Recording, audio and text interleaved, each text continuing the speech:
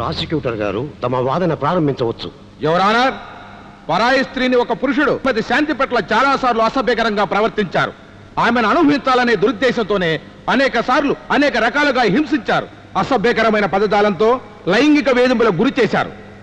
It is an indecent assault on a respectable women.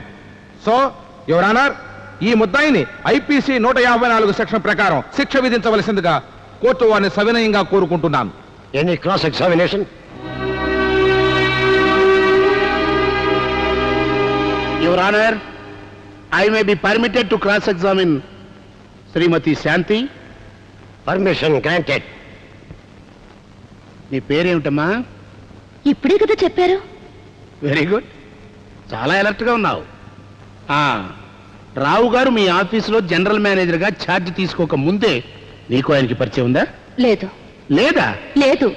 మరి అలాంటప్పుడు ఆయన ఆపరేటర్ గారి దగ్గర స్పెషల్ పర్మిషన్ తీసుకుని మీ దంపతులు ఇద్దరిని హనీమూన్ పంపించాల్సిన అవసరం ఆయనకేముంది? స్టాఫ్ యోగక్షేమాలు తనకు ముఖ్యమని చెప్పారు. ఆహా, మరైతే ఆ తర్వాత ఎంతమంది స్టాఫ్ యోగక్షేమాలు ఆయన చూశారమ్మా? ఎవరికైనా డబ్బులు ఇచ్చారా? లేదు. మరి మీ తమ్ముడు కాలేజ్ సీట్కి ఆయన సొంత డబ్బు 15,000 ఇచ్చారే? అది నేను loan. Please answer to the point. ఆయన నీకు సొంత డబ్బు ఇచ్చారా లేదా? ఇచ్చారు. Your honour, note this point. మరి నీ ఒక్కదానికే అంత హెల్ప్ చేస్తున్న ఆయన మీద కేసు ఎందుకు పెట్టావమ్మా? నాతో చాలా అసభ్యంగా ప్రవర్తించారు. అంటే లెటర్ డిక్టేట్ చేస్తున్నప్పుడు సడన్ గా నా చెవి పట్టుకున్నారు. అంత పెద్ద మనిషి నీ చెవి పట్టుకోవాల్సిన అవసరం ఏమిటో ఆయన అడిగావా? అడగలేదు. ఆయనే చెప్పారు ఆ రోజు నేను చెవికి పెట్టుకున్న స్టడ్స్ లాంటివి వాళ్ళ అమ్మాయి కొనాలని. తప్పే ఉందమ్మా, పాపం వాళ్ళ అమ్మాయి కొనాలనిపించుంటుంది, అడుగుంటారు. నాకు అలా అనిపించలేదు.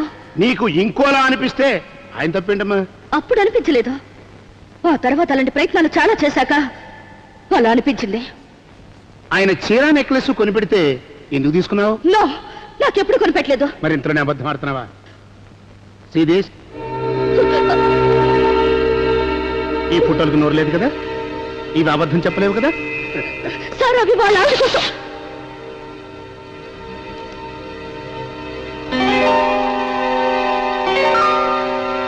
డిఫెన్స్ లాయర్ గారు, యూ కెన్ ప్రొసీడ్. తర్వాత ఒకరోజు తన ఛాంబర్కి పిలిచి నన్ను ముద్దు పెట్టుకున్నారు. ఎక్కడమ్మా? Objection your honour. ఎందుకండి మీకు అబ్జెక్షన్? ఆయన ముద్దు పెట్టినందుక, ఆవిడ పెట్టించుకున్నందుక, ఆ విషయం ఆవిడ మనకు చెప్పినందుక, మీరు విన్నందుక, నేను అడిగినందుక?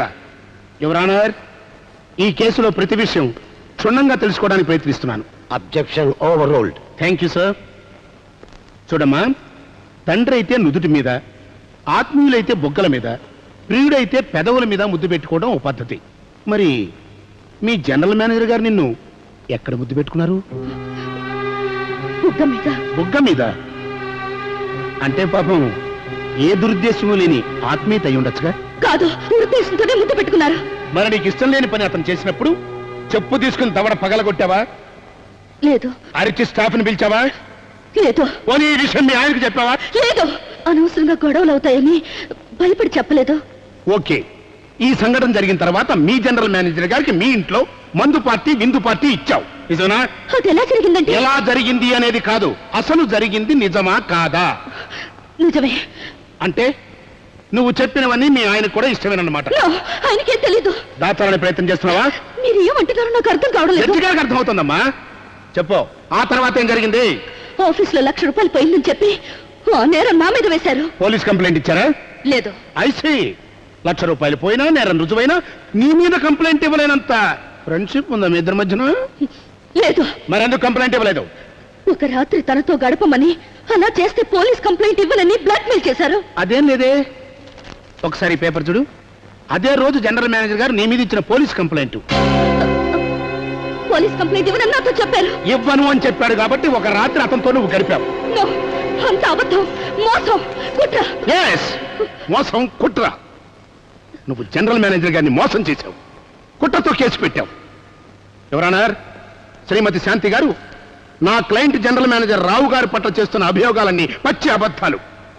పరువు గల ఏ ఆడదైనా పరాయి మగాడు తన పట్ల అసభ్యంగా ప్రవర్తిస్తే వెంటనే తిరగబడుతుంది. కానీ ఈవిడి గారు, జనరల్ మేనేజర్ గారు తనతో సరదాగా తిరగడానికి రమ్మంటే 10 మందికి అనుమానం రాకుండా హనీమూన్ పేరుతో తన భర్తను కూడా తీసుకువెళ్ళింది. తన తమ్ముడు చదువు కోసం రావు గారి దగ్గర డబ్బు తీసుకుంది. రావు గారితోనే నగా నట్రా కొనిపించుకుంది. అంతేకాదు ఎవరన్నారు, చెవి పట్టుకున్నప్పుడు, భుజం నొక్కినప్పుడు, ముద్దు పెట్టినప్పుడు ప్రతిఘటించకపోగా కనీసం 10 మందికి వినపడేట్టుగా అరవను కూడా అరవలేదు. విందులు వినోదాలు కూడా చేసింది ఎవరన్నారు. ఎక్కడా? తన ఇంట్లోనే. కాబట్టి ఇదంతా తనకి ఇష్టమై కావాలనే చేసిందని నా క్లయింట్ రావు గారు చెప్పినట్టుగా ఈ శాంతికి మా రావు గారికి అక్రమ సంబంధం ఉంది ఉంది ఉంది అని నిర్ధారణ అయిపోయింది. Yes! ఈవిడ గారు అంతటితో ఆగలేదు ఎవరన్నారు. తన భార్యా బిడ్డల్ని విడిచిపెట్టి తనతో కాపురం ఉండమని కోరింది.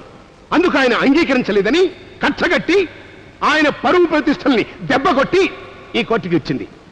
కాబట్టి ఎవరన్నారు, కోర్టు వారికి నేను సబ్మిట్ చేసిన సాక్ష్యాధారాల్ని ఆధారంగా తీసుకుని శ్రీమతి శాంతి గారిని అపరాధిగా, నా క్లయింట్ జనరల్ మేనేజర్ రావు గారిని నిరపరాధిగా ప్రకటించవలసిందిగా కోర్టు వారిని ప్రార్థిస్తున్నాను.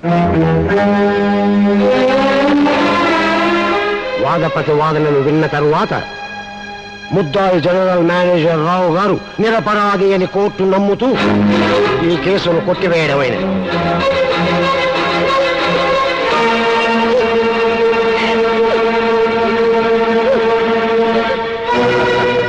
Thank you very much. Come.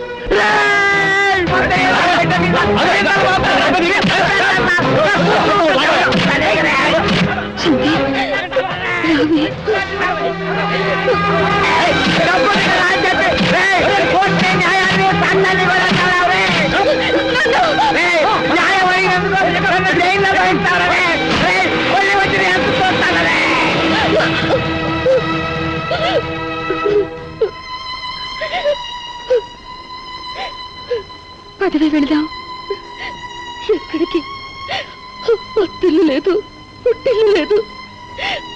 చివరికి న్యాయస్థానం కూడా నన్ను నమ్మలేదు. ఎక్కడికి వెళ్ళదే?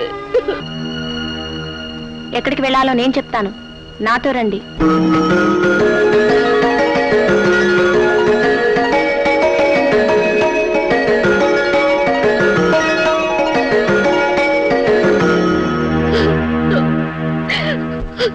అత్తమావలు, తల్లి, చెల్లి, తమ్ముడు, సాటి ఉద్యోగస్తులు, చుట్టూ ఉన్న ఈ సమాజం, చివరికి నా భర్త కూడా నన్ను అవమానించాక నేనెవరి కోసం బ్రతకాలి? అయితే చచ్చిపోతావా? చచ్చిపోయినంత మాత్రాన్ని నీ మీద పడ్డా నింద మాసిపోతుందా? చచ్చిపోదలుచుకున్న దానివి ఇంతకాలం పోరాటం ఎందుకు సాగించావు? నువ్వు చచ్చిపోవటం అంటే స్త్రీ జాతి వ్యక్తిత్వాన్ని, ఆత్మాభిమానాన్ని చంపడం కాదా? ఏడవని గడ్డమ్మా. ఏడ్చి ఏడ్చి ఆ కళ్ళు ఎర్రబడాలి. ఆ కళ్ళల్లో నిప్పుల వర్షం కురవాలి. ఆ మంటల్లో కామాంధులు మాడి మసైపోవాలి. శాంతి, దిగులు పడకు. నేనొక మహిళా మండలి నాయకురాలిగా నిన్ను శాసిస్తున్నాను. ఇంతకాలం వ్యక్తిగా పోరాడేవు, ఇప్పుడు మహాశక్తిగా విజృంభించు, ఆదిశక్తిగా అవతరించు. అంటే వాణ్ణి చంపేమంటారా? అవును, చంపాలి. శారీరకంగా కాదు, మానసికంగా వాణ్ణి చంపాలి. వాడు చేసిన వెధ పనికి పశ్చాత్తాపంతో జీవితాంతం కూలి కూలి ఏడ్చేలా చేయాలి. వాడి బాధను చూసి స్త్రీ అంటే యంత్రంగా, మల్లె పువ్వుల సాయంత్రంగా భావించే ప్రతి మగాడికి బుద్ధి రావాలి. ఇంతవరకు ఏ ఆడది చంపని విధంగా వాడిని చంపాలి. ఆ జనరల్ మేనేజర్ గారిని సాంఘిక బహిష్కరణ చేయాలి. గాజులు తొడిగిన చేతులు ఉయ్యాలూపడమే కాదు, ఉరి తీయడానికి వెనుకాడవని నిరూపించు. నీ దుఃఖాన్ని ధైర్యంగా మార్చుకో. నీకు జరిగిన అవమానాన్ని అగ్నిలా మార్చుకో. నీ కసిని ఆయుధంగా మార్చుకో. నీ మీద పడ్డ నిందను తొలగించుకో. నీ నిజాయితీని నిరూపించుకో. కామంతో కళ్ళు మూసుకుపోయిన మదాంధుల గుండెలు బద్దలయ్యేలా సమరశంఖం పూరించు.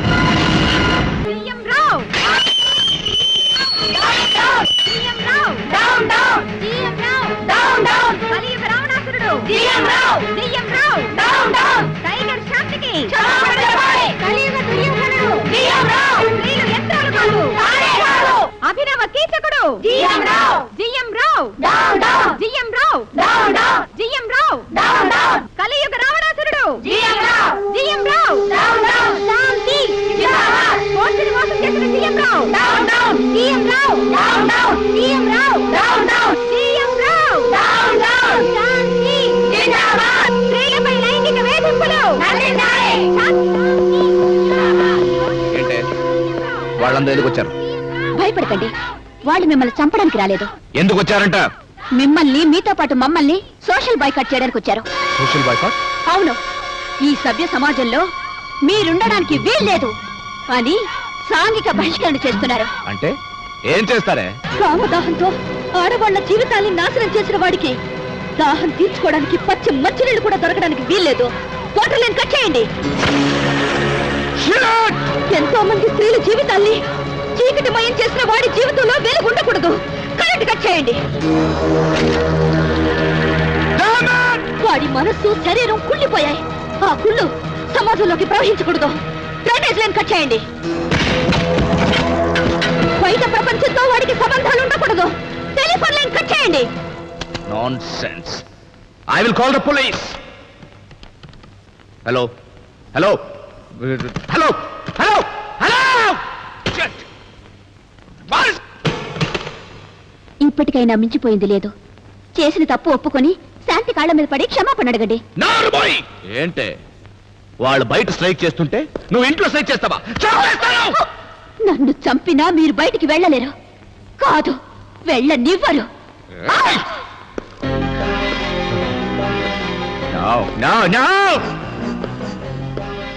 నా తల నువ్వు వెళ్ళి కాలు పట్టరా. వెళ్ళు.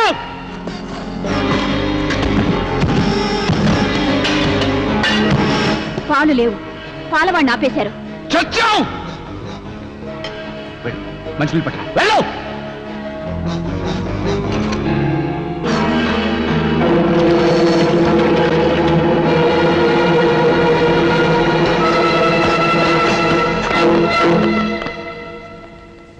ఏంటే ఏంటది? ఇంట్లో మంచినీళ్ళు కూడా లేవు. మనం బయటికి పోలేము. బయట నుంచి ఎవరిని లోపలికి రానివ్వడం లేదు. ఏమండి, నా మాట వినండి. ఆడుదాని ఉసురు పోసుకున్న వాడెవడు బతికి బట్ట కట్టలేదు. రావణాసురుడు, దుర్యోధనుడు, కీచకుడు అందరూ సర్వనాశనం అయ్యారు. ఇప్పటికైనా మించిపోయిందేమీ లేదు. మీ తప్పుని మీరు ఒప్పుకుంటే వాళ్ళు మిమ్మల్ని తప్పకుండా క్షమిస్తారు.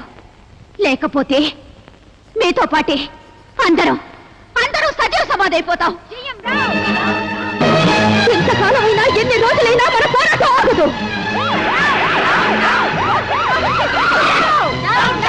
శాంతి జిందాబాద్! శాంతి జిందాబాద్! శాంతి జిందాబాద్! శాంతికి క్షమాపణ చెప్పాలి! శాంతికి క్షమాపణ చెప్పాలి! శాంతి జిందాబాద్!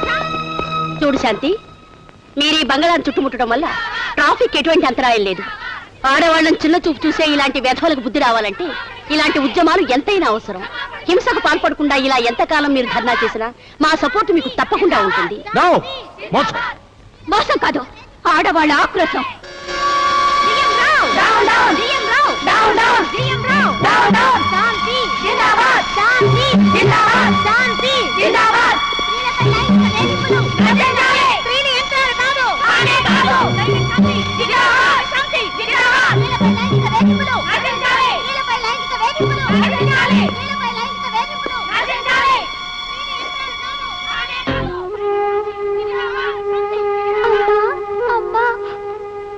ఆకలేస్తుంది, దాహంతో గొంతు ఎండిపోతుందమ్మా. వాళ్ళు మనల్ని ఎప్పటికీ బయటికి పోనివ్వరా అమ్మా? ఇలా ఆకలితో దాహంతో మనం చచ్చిపోతావమ్మా. ఏంటి ఇలా దిష్టిమో నాకు కూర్చున్నావు? వెళ్ళి పిల్లకన్నా మంచినీళ్ళు పాలు కావాలని వాళ్ళని అడుగు. వెళ్ళు. అడిగితే మొహం మీద ఉమ్మేస్తారు. మీ బిడ్డ మీద మీకంత ప్రేమే ఉంటే మీరే వెళ్ళి అడగండి. మంచినీళ్లు కాదు, క్షమాపణ. నేను చేస్తే అడగను. అడగకపోతే మన బిడ్డ చస్తుంది. అయితే నేను చచ్చిపోతానమ్మా.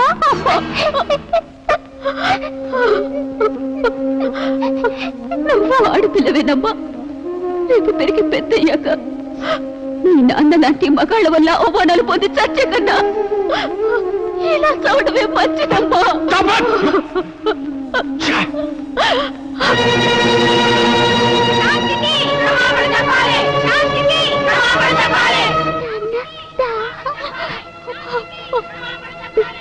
చాక్లెట్లు, బిస్కెట్లు దండం పెడతాను. కాసిన మంచి నన్ను చంపేకు నాన్న.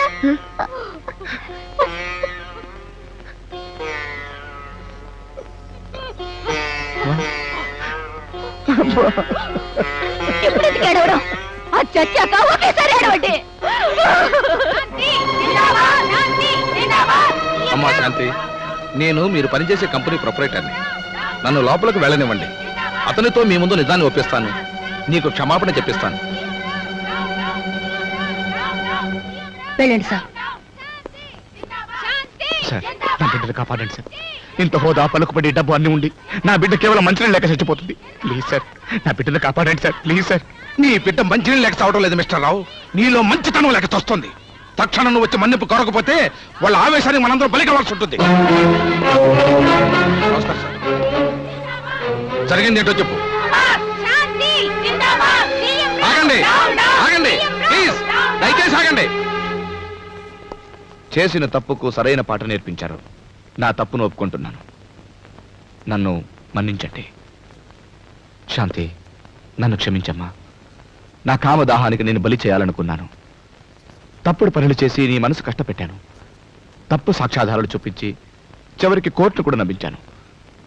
ఇంకెప్పుడు ఏ స్త్రీ పట్ల ఇలా ప్రవర్తించను. నన్ను క్షమించమ్మా, క్షమించు. నా బిడ్డను కాపాడు ప్లీజ్. మిస్టర్ రావు, ఇలాంటి ఆఫీసర్ ఇంకా నా కంపెనీలో ఉంచుకుని చెడ్డ పేరు తెచ్చుకోలేను. You are dismissed.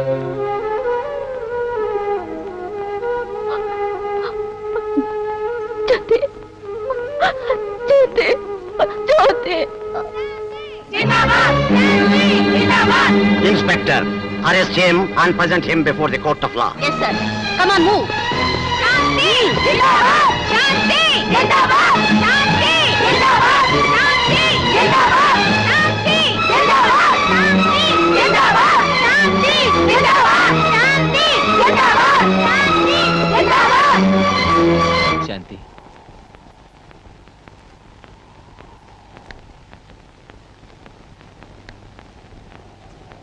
జరిగింది ఏదో జరిగిపోయింది. పద, ఇంటికి వెళ్దాం. ఎందుకు రావాలి? తిండి కోసమా? ఆ తిండి కోసమే అయితే నా తిండి నేనే సంపాదించుకుంటున్నాను. రక్షణ కోసమా? ఆ రక్షణ నువ్వు ఇవ్వలేవని తెలిసిపోయింది. శాంతి, ఆ శాంతి ఎప్పుడో చచ్చిపోయింది. ఏ ఆడది తిండి కోసం, పడగది సుఖం కోసం మాత్రమే పెళ్లి చేసుకోదండి. అవి కావాలంటే ఎక్కడైనా దొరుకుతాయి, ఎలాగైనా దొరుకుతాయి. భర్త తనకి జీవితాంతం తోడుంటాడని, భర్త నీడలో తనకి భద్రత ఉండాలని ప్రతి ఆడది కోరుకుంటుంది. ఆ భర్త కోసం తనని కన్నీ పెంచిన తల్లిదండ్రులు కూడా వదులుకుని వస్తుంది. భర్తని దైవంగా, తండ్రిగా, మిత్రుడిగా, తన మాన ప్రాణాన్ని కాపాడే సైనికుడిగా భావిస్తుంది. అలా భార్యను చూసుకోలేని వాడు ఎవడైనా సరే వాడు మొగుడు కాదు, మగాడు కాదు. శాంతి, నేను పొరపాటే చేశాను. సారీ. కాదు, మిమ్మల్ని పెళ్లి చేసుకుని నేనే పొరపాటు చేశాను. వాడెవడో నేను చెడిపోయాను అంటే నమ్మారు. ఇప్పుడు వాడే నన్ను మంచిదాన్ని అంటే నమ్మారు. అంటే మీ మీద మీకే నమ్మకం లేదు. ప్రాణం తీసిన ఆడదు క్షమించగలదు గాని శీలాన్ని శంకిస్తే ఈ ఆడది క్షమించలేదు. నీతో కాపురం చేసేంత సహనం నాకు లేదు. Good bye.